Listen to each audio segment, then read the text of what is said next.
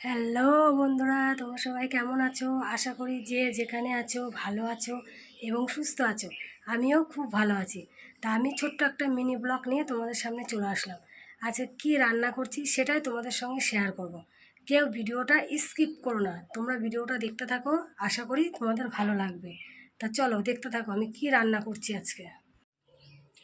চলো বন্ধুরা দেখতে থাকো আমি কি রান্না করছি। দেখো, এই দেখো প্রেশারের মধ্যে আছে ওই জিনিসটা সিটি দেওয়া, ঠিক আছে?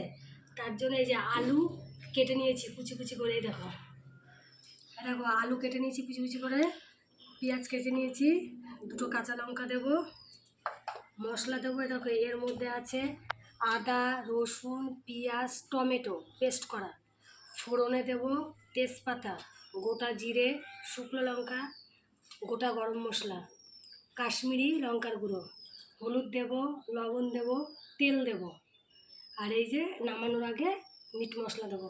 তা চলো দেখো আমি এখন আলুটা ভাজবো। তার জন্য তেল দিয়ে নিলাম কড়াইতে।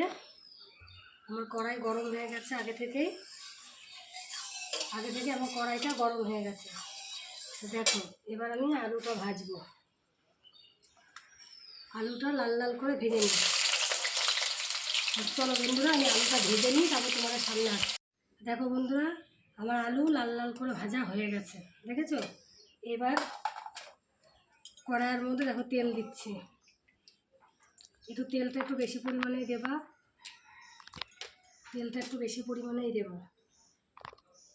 দেখো তেল দিয়েছি। তেল দেওয়ার পরে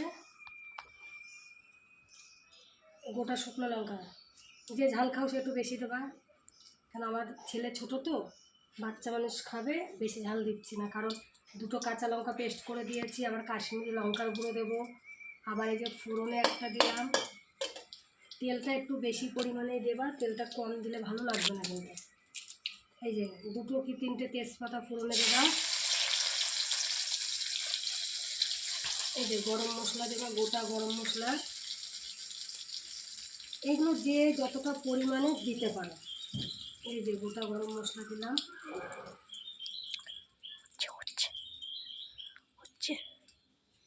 তারপরে এই দেখো এলাচ দিচ্ছি, এলাচটা একটু ফাটিয়ে দেবা, ঠিক আছে? নাহলে সেন্টটা হবে না। কড়াইটা না একটু পুড়া লেগে গেছে গো, ওই যে হলুদ দিয়েছি, হলুদ দেওয়ার পোড়া লেগে গেছে। এই যে এবার জিরেটা দিয়ে দিলাম, গোটা জিরে, তাহলে ফোড়নে দিলাম শুকনো লঙ্কা, গোটা জিরে, তেজপাতা, গরম মশলা, সব এই যে ফোড়নে দিয়েছি, সব ফোড়নে দিয়ে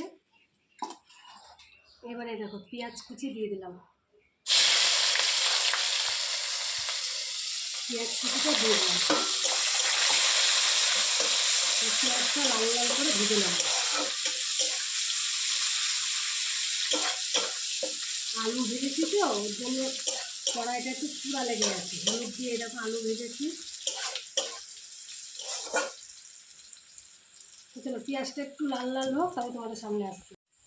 দেখো বন্ধুরা, এই দেখো লাল লাল করে ভাজা হয়ে গেছে।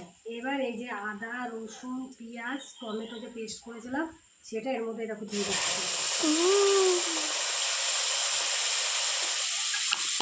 পেস্টটা এর মধ্যে দিয়ে দিলাম।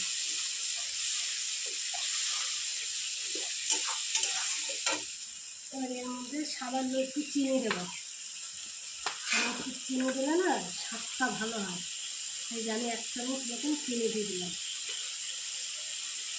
চিনিটা দিলে একটু স্বাদ হয় ভালো,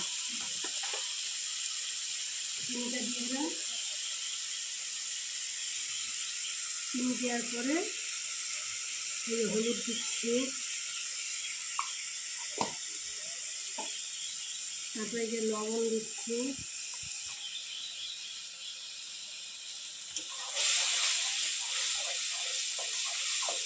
দেওয়ার পরে এই যে কাশ্মীরি লঙ্কার গুঁড়ো দিচ্ছি, যেহেতু দুটো কাঁচা লঙ্কা দিয়েছি পেস্ট করে, তারপরে একটা শুকনো লঙ্কা দিয়েছি, ওদের একটু কাশ্মীরি লঙ্কার গুঁড়ো দিলাম যাতে কালারটা আসে, বুঝেছো?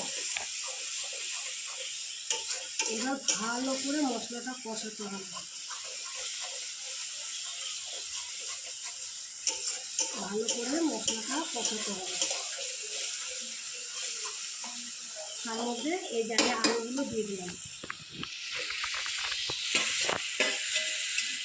আলুগুলো দিয়ে দিলাম।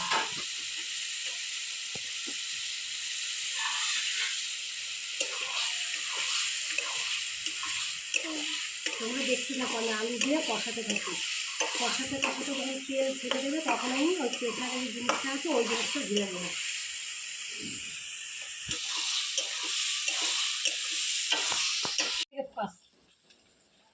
দেখো বন্ধুরা, এরকম ভালো করে কষানো হয়ে গেছে, ঠিক আছে? এইবার এই দেখো প্রেশারের মধ্যে এই জিনিসটা ছিল, এইটা এখন এর মধ্যে দিয়ে দিলাম। প্রেশারের সিটি দিয়ে রেখেছিলাম, দেখো দিয়ে দিলাম।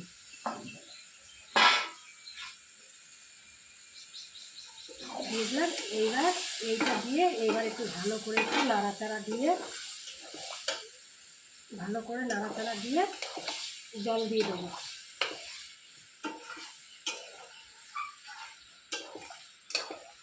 দেখেছো?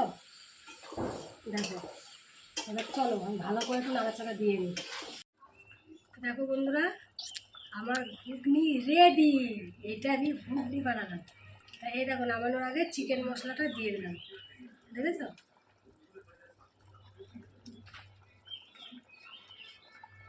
নামানোর আগে চিকেন মশলাটা দিয়ে এই আমার ঘুগনি রেডি। দেখো কত সুন্দর কালার এসছে, দেখেছো? দেখো কি ঘুগনি বলো? সুন্দর কালার এসছে। তা চলো, আমি আজকে ঘুগনি রান্না করলাম, সেটাই তোমাদের সঙ্গে শেয়ার করলাম। চলো। তা দেখো বন্ধুরা, যেটা তৈরি করছিলাম ওটা রেডি। দেখো আছে ঘুগনি রান্না করেছি, সেটাই তোমাদের সঙ্গে শেয়ার করলাম। কত সুন্দর কালার হয়েছে, দেখেছো? তা সবাই চলে আসো, সবাইকে নেমন্তন্ন করছি ঘুগনি খেতে, আমাদের বাড়ি চলে আসো সবাই। দেখো কালারটা কেমন হয়েছে তোমরা একটু কমেন্টে জানিও। দেখো কত সুন্দর হয়েছে ঘুগনিটা, দেখেছো?